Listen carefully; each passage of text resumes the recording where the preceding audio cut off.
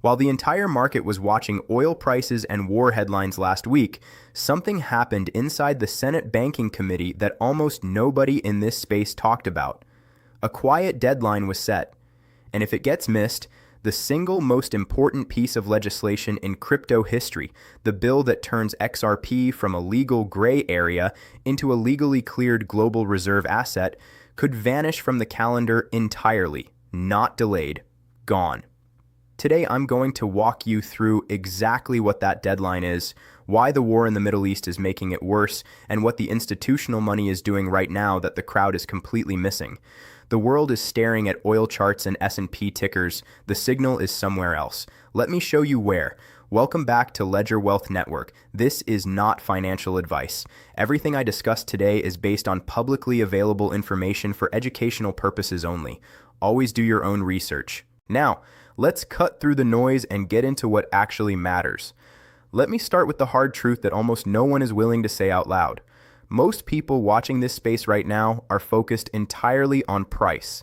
XRP at 130, Bitcoin slipping under $67,000, charts in the red, and they're treating that price decline as the story. It is not the story. The story is this: the Digital Asset Clarity Act, the bill that definitively classifies XRP and dozens of other assets as commodities, removing the SEC's jurisdictional claim, opening the door for institutional custodians, clearing the path for banks to legally hold and move XRP on their balance sheets. That bill has a markup window targeting the second half of April, right now, this month. And Senator Moreno has already gone on record saying that if it doesn't clear committee by May, it likely does not move again in 2026. Galaxy Digital went even further, setting a hard deadline: clear committee by end of April, or it is effectively dead for this legislative cycle. Now here's what people aren't connecting.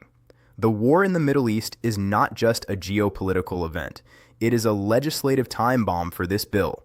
Every hour that Congress is consumed by Iran, by the defense budget, by oil markets, by the diplomatic fallout from military escalation, that is an hour not spent advancing the Clarity Act markup. The Pentagon has requested $200 billion on top of an existing $1 trillion defense allocation. That budget request doesn't sit quietly in a drawer. It consumes floor time, committee attention, political bandwidth. In Washington, bandwidth is the scarcest resource in the building, and right now, every unit of that bandwidth is pointed at the Middle East. To understand why this matters so specifically for XRP, you need to understand what the Clarity Act actually does. Without it, banks can settle in RLUSD, banks can use stablecoins, banks can reference XRP's infrastructure without actually holding XRP. The commodity classification provides a baseline, but legal clarity, the kind that lets a compliance officer at JP Morgan or HSBC sign off on XRP as a reserve asset in an ODL corridor, that requires legislation. That's the gap. And right now, the legislation is sitting in committee and the clock is running. Let me show you the math that the crowd is ignoring right now, because this is where it gets important. The global cross-border payment market moves approximately $150 trillion annually. The foreign exchange market turns over $7.5 trillion every single day. The Nostro Vostro system, the pre-funded accounts that banks maintain around the world just to settle international transactions, has $27 trillion locked in dormant capital at any given moment. Doing nothing, earning nothing, just sitting there as a buffer against settlement failure. XRP's value proposition is not a price prediction. It is a design requirement. On-demand liquidity, the Ripple corridor technology, does not pre-fund accounts. It uses XRP as a real-time bridge. You convert fiat to XRP, move it in seconds, convert out the other side. No pre-funded nostro, no dormant capital. That $27 trillion in locked liquidity is the addressable market for what XRP does. Now, let's do the math. If XRP captures just 1% of Nostro Vostro optimization, not the whole market, not even close, just 1%, that represents $270 billion in transaction volume flowing through the XRP liquidity layer. At current circulating supply of approximately 56 billion tokens, the math on required price to handle that throughput without catastrophic slippage is not $1.30. This isn't speculation. It is a function of transaction volume divided by available liquid supply. The liquidity requirement is built into the design of the system. Higher price is not just an outcome. It is an operational necessity. And here's the layer that most people don't factor in. Ripple's escrow releases 1 billion XRP per month, but consistently, the majority is relocked. The net unlock has been shrinking. Exchange reserves, on-chain data from CryptoQuant, are sitting near multi-year lows. The liquid float available on open markets is contracting even as institutional demand is accelerating. Fixed supply, shrinking float, growing institutional demand, and a legislative catalyst that, if it passes, removes the last compliance barrier for bank-level adoption. That is not a Moonboy thesis. That is basic supply and demand applied to an asset with known mechanics. While retail investors are panic selling on war headlines, the institutional signal has not reversed, not by a single data point. Let me give you the evidence. Ripple acquired Hidden Road, a prime brokerage with direct relationships to 300 institutional counterparties. That is not a PR move. Prime brokerage infrastructure is how institutions access liquidity at scale. Ripple is not building a retail app. They are building the rails that institutions need to operate. The acquisition of G Treasury, expanding the treasury management pipeline, reinforces the same thesis. Brad Garlinghouse put the institutional payment pipeline at $13 trillion. That is not a projection. That is signed relationships with operational corridors. 7 spot XRP ETFs are now live and operating. Ask yourself this. Does a firm like Franklin Templeton or the institutional custodians behind these products move without absolute legal certainty? They don't. Compliance departments at that level do not gamble. They position. The fact that ETF infrastructure was built and approved, the fact that DTCC listed XRP, the fact that Swift is running a tokenized asset framework that XRP is structurally compatible with, none of that happens by accident. That is calculated positioning by architects who know exactly what the Clarity Act unlocks when it passes. And look at what's happening on the macro level in real time. Iran's citizens are moving to crypto as a flight to safety asset during active war conditions. Chain analysis data confirms that crypto exchange activity within Iran surged dramatically. Half of it is everyday citizens fleeing a collapsing economy. The other half is institutional level activity. Oil trade, sanctions routing, procurement corridors. The analysts tracking this note that only a handful of tokens have the daily volume and liquidity depth to handle transactions at that scale. Bitcoin, Ethereum, XRP, BNB, Solana. XRP is on that list for a reason. It is being stress tested as a global settlement layer in a live geopolitical crisis. That is not a simulation. That is real-world proof of concept.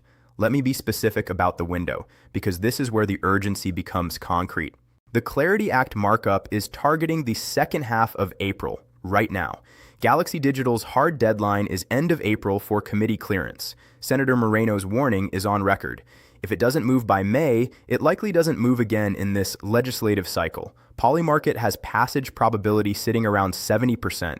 Garlinghouse himself is at 90%. But here's the variable that those probabilities don't fully price in: the war. Congressional attention is a finite resource. The Iran conflict, the defense budget request, the oil market impact, and the midterm cycle approaching. That is a competing priority stack that did not exist 90 days ago. The midterms themselves are a hard deadline for the entire legislative thesis. Polymarket has a 52% probability of Democrats taking the Senate. If crypto loses both chambers in the midterms, the bipartisan foundation the Clarity Act is built on gets significantly harder to rebuild. The political window for pro-crypto legislation that this administration created, that window has a closing date. This is not doom. It is calendar math. The fuse is lit. The question is whether the legislation moves before the window closes. Here's what I want you to sit with, because this is the part that separates patient positioning from reactive noise. The structural foundation of XRP's thesis is not waiting for the Clarity Act to be built. It is already built. The commodity classification is a binding federal rule. It persists across administrations. The ETFs are live and operating. The institutional partnerships are contracted. The DTCC listing exists. Swift's framework advances regardless of what happens on Capitol Hill in April. Ripple's $13 trillion pipeline does not require the Clarity Act to keep operating. What the Clarity Act unlocks is the compliance gateway for banks, the legal clearance for XRP to become a balance sheet asset for regulated financial institutions, not just a corridor settlement tool. Without it, the infrastructure still works. The timeline extends. The accumulation window at lower prices continues. With it, the compliance gates open. Institutional balance sheet demand activates, and the math I showed you on Nostro Vostro liquidity requirements starts to price itself in. The retail crowd is focused on whether XRP is going up this week. The architects are focused on whether this legislation clears committee this month. Those are not the same question, and which question you're asking tells you exactly where you are in this market. Here is the summary. The Clarity Act has a closing window. The war is consuming the legislative bandwidth that window depends on. The midterms are approaching, and the political math gets harder after November. The institutional signal, ETFs, Hidden Road, DTCC, SWIFT, 300 bank corridors, has not reversed. The on-chain supply data has not reversed. The design requirements of the system have not changed. The fear is real.